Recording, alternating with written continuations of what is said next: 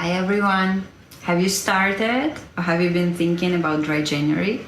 It's never too late to start, and I'm here to help you to make it easy and fun. If you're curious why you should be listening, am I an expert in alcohol? Fun fact, I was working as a promoter when I was a student in my uni, promoter for vodka. My job was basically standing in the grocery in front of the alcohol shelf, being young and cute, promoting certain brands of vodka, telling everything about the purification process and the whole manufacturing process of vodka. So I know a thing or two about alcohol, and you may guess by my accent and by vodka that the country where I was born and raised is very heavy drinking culture. I'm not sure about nowadays teenagers and very young adults, but in my time, if you want to be cool and you want to socialize, you have to drink. Lately, for the past 6 months, I haven't been drinking at all, with exception of like 2 glasses of Prosecco for New Year night, and it's been very joyful, very fun, and great time. So I'm here to share all tricks, hacks, tips, you call it whatever you want, to make your dry January easy, productive, successful, and fun. Let's move on to the first hack. It is the preparation. Smart preparation. You have to stock up any tasty drinks to replace the alcohol habits. For me personally, I thought the outside gatherings and socializing will be hard, but it turns out that the hardest part was watching movie at home. Because usually after the dinner, and if it's a movie time, I would order some wine and have some snacks. And having a movie without anything is just really sad. So I transitioned to, let me show you. Ta-da! That's my hibiscus tea. So hibiscus tea with snacks have been my replacement. And I suggest you to stock up some nice teas, nice soda, kombucha, whatever you want. It should be tasty, because you want to replace and you want to have it reachable near you. Then whenever you think of buying alcohol or ordering, you just reach and grab this soda. Smart prep. Second tip, again on the preparation part, is choose your communication style, because you have to explain, or you not to have to explain. I give you 2 options. One is a bold, upfront. You just tell, I'm on a dry January, and then you post it everywhere, and you told everyone about your dry January and about your experience. And the positive part is that you may receive a lot of support. Some people may join you, you may receive understanding. The negative part is, obviously, you may receive resistance.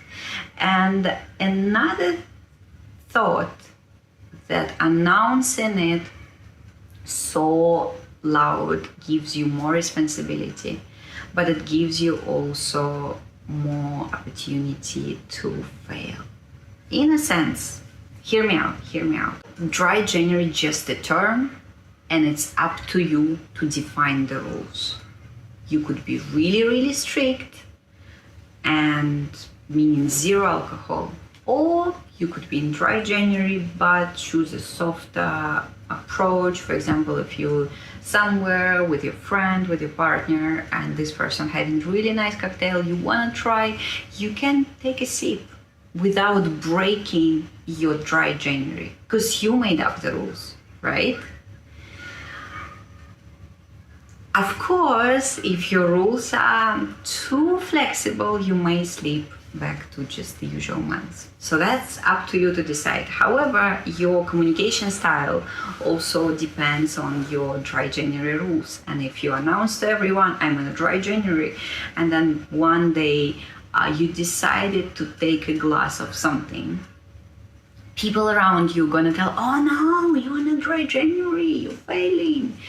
And whether it's helpful, for some people it may be helpful, for some people maybe not. I'm proposing another approach on a communication, which is basically stealth mode. You don't need to announce anyone. Basically, you can just go to dry January, live your life, make your own rules for dry January, and just prepare communication responses when someone asks. You can come up with excuses like, oh, I'm on medication, I'm trying to lose weight or something, or just, you will be surprised how easy to hide your dry January. A lot of my really close friends actually don't know that I almost stopped drinking. Because different cafes and bars, they actually have fancy cocktail names, and sometimes by name you can't even tell that that is a mocktail. So people wouldn't even notice that you're ordering non-alcohol. Or because I exercise a lot in Saturdays or Sundays, I could just tell like, oh, I have a class tomorrow morning, so I can't really drink. And everyone okay with it. And I didn't announce dry months or dry 6 months to anyone, but I successfully just went through it. So you choose your own communication mode, whether it's upfront, open, seeking for support, and getting ready for some resistance, or it's just a sneaky, way of doing things and be who you are. I chose the second one. It's up to you, whatever you want to choose. And the third hack is tracking your wins. A lot of people talk about higher energy level, a better relationship, better communication with other people, but it's something really hard to track, especially at the first steps. So I propose you to come up with the measurable things, easy to track, that you can see the difference week by week. And it could be visual, like appearance, maybe your skin condition. You can take a selfie every week with a good lighting and see the progress. Is your skin condition became better, or maybe your cheeks became smaller? And on the cheeks point, we can track our waist measurement as well. I don't know what alcohol you're drinking again, because some heavy liquor doesn't have calories. However, usually we mix a liquor with something which adds the calories, and usually we add more. For example, for me, again, going back to my home movie nights, I noticed that with the wine I was snacking much more, because I have to have a cheese and chocolate and grapes and something else and fruits. And now with my tea, my hibiscus, it's already very fruity, already sour. I don't need to have so many snacks. I still eat chocolate for movie nights, but my snacking reduced. So without alcohol, I see the difference. Less in face for me, but more in my body shape. You can track as well sleep quality improvements if you have any wearable watch, or just waking up, noticing, especially on a weekend.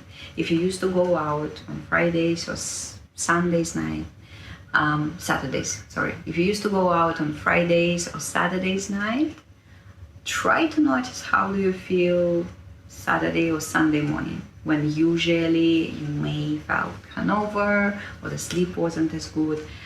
So now just see the difference. Another hack is maximizing your extra time. The assumption, again, that you got some extra time, especially on the weekends. And the big question, how are you going to spend it now? Maybe you want to pick up this old hobby or pick up a new hobby, sports. That's something which became so much easier for me with no alcohol, especially on the weekend. And now I can go to 9 a.m., 10 a.m., 8 a.m. classes on Sunday because my previous night was just light hibiscus tea, I personally enjoy Pilates a lot. Mat Pilates, underrated because it's so much of the core work, even more than in the gym. So I see benefit in sports. You may pick up something else, different activities, and maybe board games. Remember, dry January is not about just getting through it. It's not about getting it done. It's about the journey and noticing any difference, noticing difference in you, in the environment, in the relationship, energy level. I'm rooting for you. I wish you great, easy experience in dry January. And let's think about February. What's gonna happen then? Will it be also dry, or will it be almost dry? And speaking of all of this extra time, I expect that you will be on top of your productivity those dry months. And if you want to talk more about productivity hacks, I highly recommend to check out my video in the link. Thank you for staying with me. Have a joyful dry month or 2 or 3. Bye bye.